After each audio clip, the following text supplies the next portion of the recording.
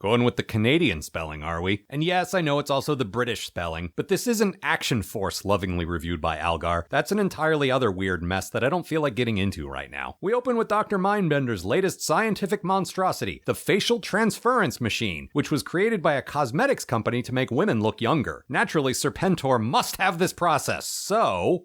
I draw your attention to Operation High Fashion. Madame Vale needs an abundance of beautiful young women to keep her operation going. She will exchange her secret for the most beautiful faces in the world. I mean, she's sitting right there, front row in the black. Then we cut to Dial Tone and Lowlife. Really? His name is Lowlife? That's the code name he chose to describe himself and what he does? Okay then. We cut to these two guys and their friend, the fashion model, and Lowlife's sister. Their names, because characters should have, names, are Una and Satin. Okay, they should have names, but maybe not those names? Better than Lowlife, I guess. Anyway, they've been invited to a photo audition, and surely that can't have any possible connection to the previous scene. Oh, and look who Cobra decided to put in charge of this. Be careful with the equipment, you bumbling fools. The whole operation hinges on it. Really? So you called these guys? The plan, like all the best Cobra plans, involves hypnosis. Zartan snaps the pretty ladies' pictures with a camera that essentially roofies them so they can have their faces stolen. Which may sound horrible, but that's just because it is. What do you want from them? They're evil. Also evil, Madame Vale, the inventor of the face transference machine, who reiterates that the only way she'll share this technology with Cobra is if they bring a bunch of captive supermodels to her private tropical island. Just so we're completely clear that Cobra aren't the only monsters in this particular story. The real monster, as the Twilight Zone enjoyed telling us, is man. And that man in this case is a woman. So Una and Satin are photographed by Zartan and the Baroness in their ridiculous fashion photographer disguises and hypnotized as per the plan. They traipse off to a glamorous party, but then the hypnosis wears off at midnight for no other reason than I guess they wanted to make a Cinderella reference. Seriously, why not keep them under while you do that horrible thing you plan to do to them? What reason would you have to make them aware that you're literally stealing their faces?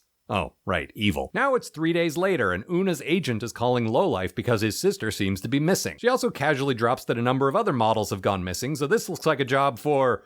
whoever happens to be on the other end of this phone call. Seriously, if she'd called Columbo instead of Lowlife, it'd be a job for Columbo. Without actually knowing that Cobra's involved, this sort of thing doesn't exactly fall under G.I. Joe jurisdiction. But now it does! Dial Tone and Lowlife can't handle it alone though, so they bring in Mainframe, who I guess is just the hero of every episode this season? Given that it originally looked like it was going to be Sergeant Slaughter, I can live with this. Actually, Dial Tone pronounces his friend's name more clearly in this scene, and the guy I thought was Lowlife is actually Lowlight. And when your codename is one consonant sound away from a common insult, maybe you should enunciate more clearly. It's definitely the fault of these cartoon characters and not my fault is what I'm saying. The guys try to convince Flint that they should be looking into this, and he effectively says what I just said, only without the Columbo reference. But then he realizes that the common element is extensive enterprises, so he signs off on it. Why G.I. Joe doesn't have a special task force just keeping a constant eye on everything the old Double E is up to is anyone's guess. Also, while this scene of the models, and actresses, and singers, in a dungeon having a catfight isn't exactly a paragon of feminism, it does technically pass the Bechdel test. So the Joes send...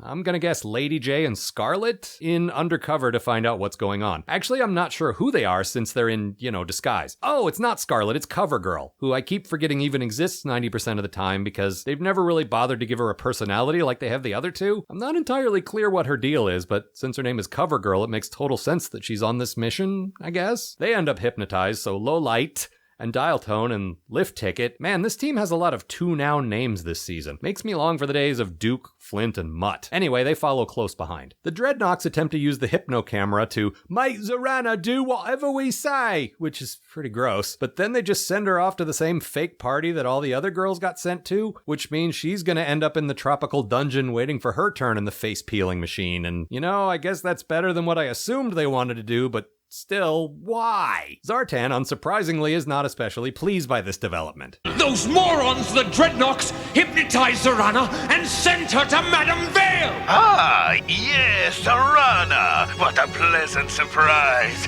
Madame Vale likes her face very, very much.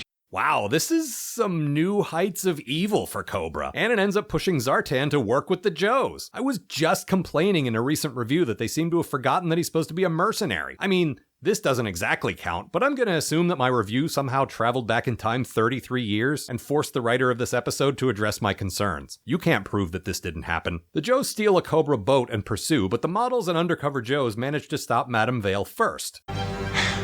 Well, glad you ladies are on our side. Then Low Light saves his sister, and Madame Vale's face melts, and I can't decide if I'm disappointed that we don't get a close-up of this or very, very happy about it.